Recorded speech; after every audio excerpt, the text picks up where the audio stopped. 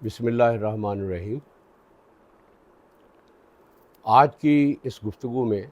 ہم ایک مباحثے کو زیر بحث لانے کی کوشش کریں گے جو 12 جون کو محترم جناب پرویز ہود بھائی کے ادارے بلیک ہول میں منعقد ہوا، اور جس کا عنوان تھا سیاست اور مذہب کا گٹھ جوڑ پاکستان کے مستقبل کو تاریک رکھے گا۔ اس مباحثے کی حمایت میں 3 افراد تھے اور اس کی مخالفت میں بھی 3 افراد تھے۔ اس کی حمایت میں بولنے والوں میں نمایاں ترین جناب پرویز ہود بھائی تھے، اور اس کی مخالفت میں بولنے والے افراد میں محترم جناب انیق احمد جو ہے وہ نمایاں ترین افراد میں سے تھے۔ اس مباحثے میں جانبین نے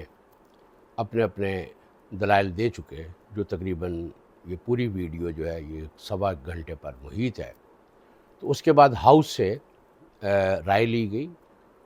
ہاؤس جو ہے وہ فل تھا، بلکہ فل سے بھی زیادہ یہ کہ لوگ اس کے عقب میں لوگ کھڑے تھے، یعنی بیٹھنے کی جگہ باقی نہیں رہی تھی۔ یعنی لوگوں کی شرکت سے اندازہ ہو رہا تھا کہ لوگوں کو اس موضوع میں بہت زیادہ دلچسپی ہے۔ اور جب اس مباحثے کے آخر میں ہاؤس سے رائے لی گئی تو ہاؤس نے اس موشن کو پاس کر دیا۔ یعنی ہاؤس کا خیال یہ تھا کہ سیاست اور مذہب کا گٹھ جوڑ جو ہے وہ پاکستان کے مستقبل کو تاریک رکھے گا، اور ہاؤس نے مذہبی لوگوں کے دلائل کو یکسر مسترد کر دیا، اور مذہب اور سیاست کی مکمل علیحدگی پر جو ہے جو زور دیا گیا اس کو قبول کر لیا، اور مذہب کے سیاست سے مذہب کے خاتمے کو ان کی تائید حاصل ہوئی۔ اس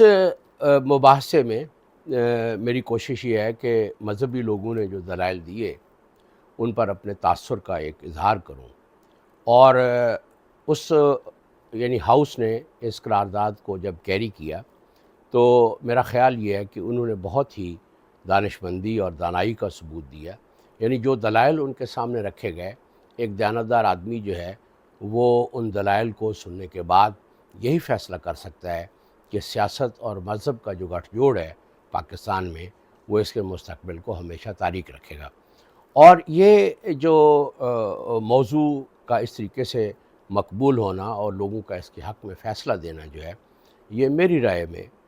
مذہبی طبقے کی ایک بہت بڑی شکست کی نمائندگی کرتا ہے۔ پاکستان میں جو مذہبی سیاست ہے وہ اس کے قیام کے ساتھ ہی شروع ہو گئی تھی، اور اس وقت مذہبی جماعتیں بہت طاقتور تھیں، لیکن سن 70 کے الیکشن میں مذہبی جماعتوں کو عبرتناک شکست ہوئی، اور اس کی یہ شکست جو ہے وہ آنے والی دہائیوں میں گہری ہوتی چلی گئی، اور لوگوں نے ان کو مسترد کرنا جو ہے وہ جاری رکھا، اور ہر الیکشن میں ان کی کارکردگی جو ہے وہ مایوس کن رہی۔ اس میں یہ ضرور ہے کہ مذہبی جماعتوں نے ایک عقبی دروازے سے طاقتوں کے ساتھ مل کر جمہوری عمل کو ڈیریل کرنے میں اپنا جو ہے رول وہ ادا کیا، اور جس طریقے کی انہوں نے قانون سازی کروائی، اس قانون سازی سے بھی ہمارے معاشرے میں اسلامی اقدار کے فروغ کو کوئی تائید حاصل نہیں ہوئی، بلکہ وقت گزرنے کے ساتھ ساتھ ہمارا معاشرہ جو ہے وہ سیکولر ہوتا چلا جا رہا ہے۔ مذہبی اقدار جو ہے وہ انسان کی انفرادی اور اجتماعی زندگی سے خارج ہوتی چلی جا رہی ہیں۔ اس کا جو برڈن ہے، اس کا جو بوجھ ہے صورتحال کا، وہ صاف ظاہر ہے مذہبی طبقے پر ہی ڈالا جا سکتا ہے، کیونکہ کئی ایسے سرویز بھی سامنے آ چکے ہیں جس میں پاکستانی عوام کی اکثریت جو ہے، یعنی 87% کے قریب جو ہے وہ پاکستان میں اسلامی نظام کو قائم ہوتے دیکھنا چاہتی ہے، لیکن اس کا وہ راستہ جو مذہبی جماعتوں نے منتخب کیا ہے وہ اس راستے پر چل کر اس اسلامی نظام تک نہیں پہنچنا چاہتی، بلکہ اس کے لیے وہ کسی متبادل راستے کے خواہاں ہیں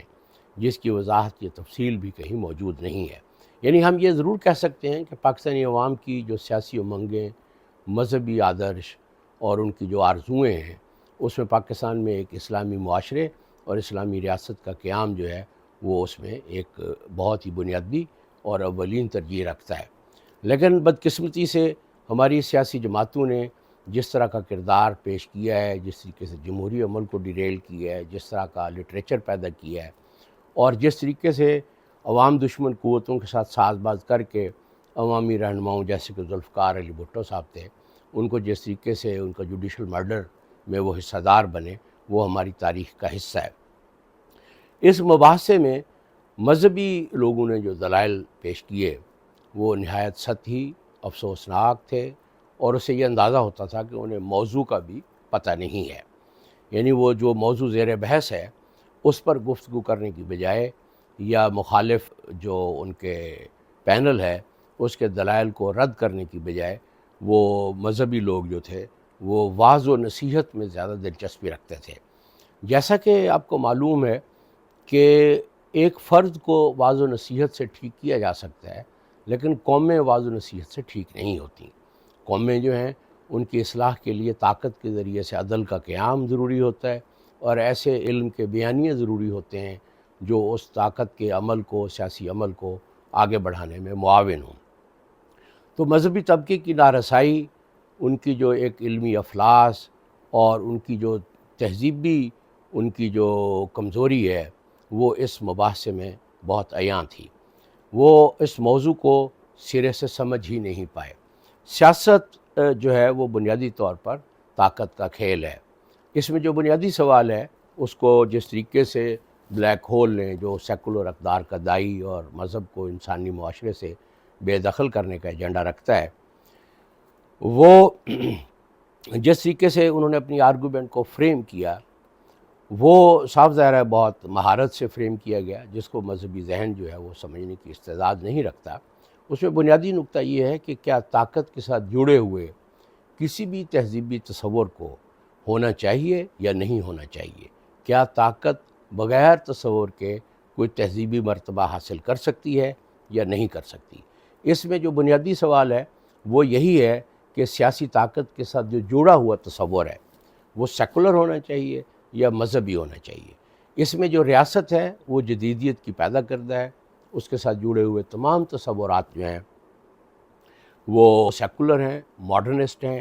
وہ اینٹی ریلیجس ہیں۔ ہمارا مذہبی طبقہ جو ہے وہ ریاست کو ایک جدید مظہر کے، طاقت کے ایک جدید مظہر کے طور پر دیکھنے میں مکمل طور پر ناکام چلاتا ہے۔ یہ اجتماعیت کی ایک شکل ہے، اس میں کوئی شک نہیں ہے، لیکن اجتماعیت کی یہ شکل جو ہے اس کی حیت کیا ہے، اس کی نوعیت کیا ہے، اس کی سٹرکچر کیا ہے؟ اور ریاست جس طریقے سے اپنے آپ کو ساورن ڈکلیئر کرتی ہے، تو کیا شریعت کو اس ریاست کا ایک اعلی کار، اس کا ایک انسٹرومنٹ یا اس کا قانون بنایا جا سکتا ہے یا نہیں بنایا جا سکتا؟ ماڈرن اسٹیٹ جو ہے وہ ایک طریقے سے ٹیکنالوجیکل کنسٹرکٹ ہے، وہ ایک ایسی شے ہے جو مختلف اوصاف کی حامل ہے، جس میں ساورینٹی جو ہے وہ سر فہرست ہے۔ اب ساورینٹی کا تصور جو ہے وہ عارض ہے، وہ لاگو ہوتا ہے، وہ ریاست پر لاگو ہوتا ہے، یعنی جدید ریاست جو ہے وہ ایک کوئی ایسی چیز ہے، کوئی ایسی اینٹیٹی ہے جس اینٹیٹی کی بڑی خصوصیات میں سے ایک ساورینٹی کا تصور ہے۔ جب ہم مذہب کو اس ریاست کا، جو کہ جدید ریاست جیسا کہ میں نے عرض کیا کہ جدیدیت کا پیدا کردہ ایک تصور ہے اور ایک ریالٹی ہے، ایک واقعاتی حقیقت ہے جو جدید ریاست ہے، اور وہ تھرو اینڈ تھرو یعنی مکمل طور پر وہ جدیدیت کے افکار سے تشکیل پائی ہے۔ اگر مذہبی لوگ جو ہیں ان کی جو فینٹیسیز ہیں وہ یہ ہے کہ مذہب کو جدید ریاست کا ایک انسٹرومنٹ بنا دیا جائے، یعنی شریعت جو ہے وہ صرف قانون کی شقوں کا نام نہیں ہے، شریعت جو ہے وہ ایک تہذیب کے قیام کا لائحہ عمل ہے۔ یعنی جب ہم شریعت کو محض قانون سمجھتے ہیں تو وہ ریاست کا انسٹرومنٹ بنایا جا سکتا ہے، اور جب وہ ریاست کا انسٹرومنٹ بن جائے گی تو اس سے جو مرادات ہیں وہ قانونی، وہ جوریڈیکل، وہ سیاسی اور وہ معاشی مرادات جو شریعت کا تقاضا ہے وہ پوری نہیں ہوں گی۔ جب ہم شریعت کو ریاست کا قانون بنا دیں گے تو ریاست اس قانون کے ذریعے سے اپنی مرادات کو پورا کرے گی، اور جدید ریاست جو ہے وہ کوئی ایسی مراد نہیں رکھتی، کوئی ایسا ایجنڈا نہیں رکھتی جو اخلاقی ہو اور جو شرعی ہو اور جو انسانی ہو۔ جدید ریاست کا ایجنڈا جو ہے وہ طاقت اور سرمایہ ہے، اور انسانوں میں ایسے علم کو عام کرنا ہے جو سیکولر طرز حیات کو سپورٹ کر سکیں۔ اس میں جو بہت اہم نقطہ ہے وہ یہ ہے کہ جو لبرل ہیں اور جو سیکولر ہے یا مذہب دشمن طبقات ہیں، وہ اپنی بات کو نہایت ہنرمندی سے، نہایت مہذب طریقے سے اور نہایت ہی ایک مناسب زبان میں آگے بڑھاتے ہیں، اور وہ اپنے مقابلے کے لیے ایسے افراد کو دعوت دیتے ہیں جن کے بارے میں انہیں پہلے سے یقین ہوتا ہے کہ وہ نہ اس آرگومنٹ کو سمجھ سکتے ہیں اور نہ اس آرگومنٹ کو رد کرنے کے لیے کوئی دلائل کھڑے کر سکتے ہیں۔ یہ اصل میں جو آج کی دنیا ہے اس میں ایسی بہت ساری کانفرنسز جو ویسٹ میں ہوتی ہیں، اس میں مسلم سائنسدانوں اور مسلم علماء کو اس لیے بلایا جاتا ہے، یہ میں نے باقاعدہ یہ چیز پڑھی ہے، میرے مطالعے میں آئی ہے یہ چیز، معتبر ذرائع سے یہ اور اہل علم کے ذریعے سے یہ بات میرے علم میں آئی ہے کہ مسلمان علماء کو، سائنسدانوں کو، پروفیسروں کو اس لیے بلایا جاتا ہے وہاں تاکہ مغرب کے لوگ ان کی جہالت کی جو اتھاہ ہے اس کا درست اندازہ کرتے رہیں۔ یعنی وہ یہ اندازہ لگانا چاہتے ہیں ایسے مسلمانوں کو اپنی کانفرنسز میں انوائٹ کر کے کہ کیا ان کو کہیں زیر بحث مباحث کا کوئی علم تو حاصل نہیں ہو گیا، اور وہاں جو غیر متعلق باتیں ہیں ان کی وہ تعریف اس لیے کرتے ہیں تاکہ مسلمانوں کی حوصلہ افزائی ہو اور وہ بے سروپا باتوں پر اپنی پوری عمر گزارنے اور محنت کرنے پر لگے رہیں۔ اسی طرح کی صورتحال اس مباحثے میں تھی۔ اس مباحثے میں جو اس قضیے کی حمایت کرنے والے لوگ تھے وہ بہت ذہانت کے ساتھ، بہت مہذب طریقے سے اور بہت صراحت کے ساتھ اپنی گفتگو کو آگے بڑھا رہے تھے، جبکہ جب مذہبی لوگ کلام کرتے تھے تو اس سے یہ بخوبی اندازہ ہو جاتا تھا کہ انہیں زیر بحث موضوع کا سرے سے کوئی پتہ نہیں ہے۔ انہیں زیادہ دلچسپی واز کرنے میں، قرآن مجید کی آیات پڑھ کر فتوے لگانے میں، اور جو جدید دنیا ہے اس نے جو طاقت اور سرمایہ کی سٹرکچرز پیدا کیے ہیں، تصور اور طاقت کی باہمی نسبتیں جو آج کے عہد میں پیدا ہوئی ہیں، ان سے مطلق بے خبری کے عالم میں انہوں نے اپنی بات کو آگے بڑھایا اور مذہبی مقدمے کو پیش کرنے کی کوشش کی۔ میرا خیال یہ ہے کہ اس کا الزام جو ہے وہ ہاؤس کو نہیں دیا جا سکتا کہ انہوں نے اس قضیے کی یا اس سٹیٹمنٹ کی یا اس بیان کی یا اس موضوع کی حمایت کیوں کی۔ اس گفتگو کو اگر ہم باقی ساری چیزوں کو ایک طرف کر دیں، محض اس گفتگو کو سننے کے بعد ہر سمجھدار آدمی یہ فیصلہ کرے گا کہ مذہبی لوگوں نے جو دلائل دیے ہیں اس کے بعد وہ اسی نتیجے پر پہنچے گا کہ سیاست اور مذہب کا گٹھ جوڑ جو ہے وہ پاکستان کے مستقبل کو ہمیشہ تاریک رکھے گا۔ لیکن یہاں جو چیز ہم بھول جاتے ہیں اور جو میرے خیال میں انتہائی اہم ہے اور جس پر تفصیلی گفتگو انشاءاللہ ہم ضرور کریں گے، وہ یہ ہے کہ 47 میں یعنی پاکستان کی تخلیق کے حوالے سے کئی تناظر ہیں جو اس وقت مارکیٹ میں موجود ہیں۔ پاکستان کے مخالف تناظر بھی موجود ہیں اور اس کے حق میں بھی تناظر موجود ہیں، لیکن میری گزارش یہ ہے کہ پاکستان کے جو مظہر ہے سیاسی طور پر اس کی جو تخلیق عمل میں آئی ہے اسے درست طریقے سے ابھی تک یا مکمل طور پر تھیورائز کرنے کی کوشش نہیں کی گئی۔ اس میں گزارش یہ ہے کہ جس کو ہم پولیٹیکل اسلام کہتے ہیں، اس مباحثے میں پرویز ہود بھائی کی قیادت میں جو 3 لوگ تھے وہ اس قضیے کو مسترد کر رہے تھے کہ پولیٹیکل اسلام از ان ایکسیپٹیبل، کیونکہ پولیٹیکل اسلام کی جدید ریاست کے ساتھ جو نسبتیں قائم ہو چکی ہیں اس نے معاشرے میں کسی خیر کو، کسی عدل کو فروغ نہیں دیا جا سکتا جب تک ہمارا مذہبی طبقہ ریاست کی نوعیت، اس کی حیثیت اور اس کا ایک ٹیکنالوجی ہونا جو ہے وہ نہیں سمجھ لیتا، اس وقت تک اس مبحث پر گفتگو نہیں ہو سکتی۔ یہاں جو بات میں عرض کرنا چاہ رہا ہوں اور تھوڑی سی ہم ایک طرف نکل گئے، وہ یہ ہے کہ 47 میں جب پاکستان وجود میں آیا تو اس وقت جو سیاسی جدلیات تھی، سیاسی جدلیات سے مراد یہ ہے کہ وہ سیاسی عمل جو باہم برسر پیکار تھا، وہ تھا آل انڈیا مسلم لیگ ایک سائڈ پہ تھی اور باقی تمام تر مسلمانوں کے سیاسی گروہ وہ دوسری سائڈ پر تھے، اور وہ پاکستان کے قیام اور ہندوستان کی تقسیم کے خلاف زبردست جد و جہد کر رہے تھے۔ اس میں جو بنیادی نقطہ ہے کہ طاقت کس کے پاس ہونی چاہیے، آل انڈیا مسلم لیگ کے مخالف گروہ نے اس کو متفقہ نظر انداز کر دیا تھا، لیکن یہ بحث ہوتی رہے گی یہاں میں جس امر کی طرف آپ کی توجہ دلانا چاہتا ہوں کہ وہ جو کانفلکٹ ہے، وہ جو سوسائٹی کی پولرائزیشن ہے جو 1947 میں سامنے آئی، اس کے جو بنیادی ترین اس کا جو چیز اس کو کور کرتی ہے، جو چیز اس کو بامانی بناتی ہے، وہ یہ ہے کہ مسلم نیشنلزم ایک سائڈ پہ تھا جس کو آل انڈیا مسلم لیگ ریپرزینٹ کرتی تھی، اور اسلام دوسری سائڈ پہ تھا۔ اسلام سے مراد وہ اسلام جس کو ہمارے علماء ریپرزینٹ کرتے تھے۔ تو یہ کانفلکٹ جو تھی 47 میں جو مسلم معاشرے کے اندر پیدا ہوئی، اس کی نوعیت یہ تھی کہ ایک طرف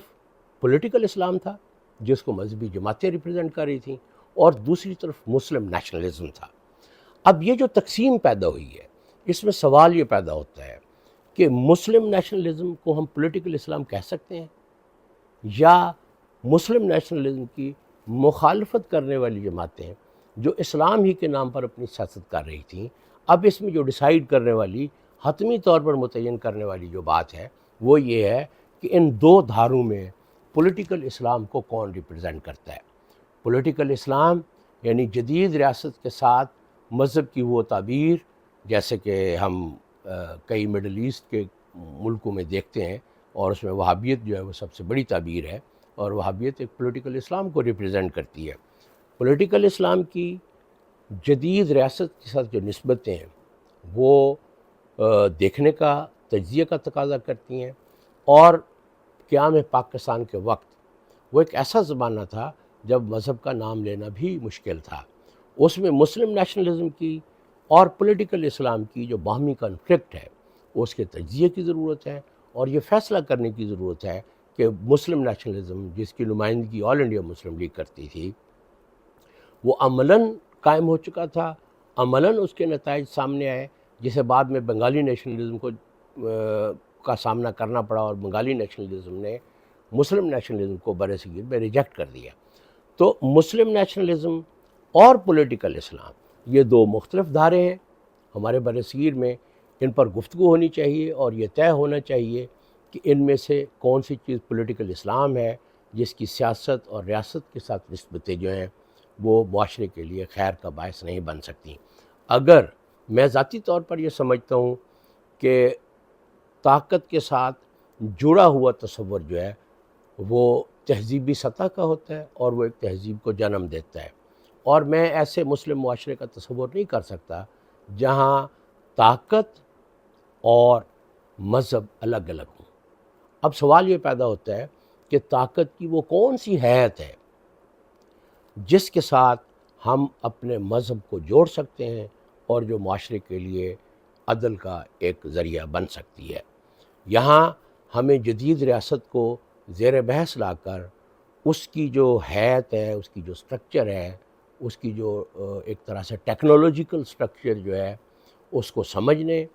اور اس کے ساتھ مذہب کی نسبتیں قائم کرنے کے نتائج سے بخوبی طور پر آگاہ ہونے کی ضرورت ہے۔ بہت شکریہ، بہت شکریہ۔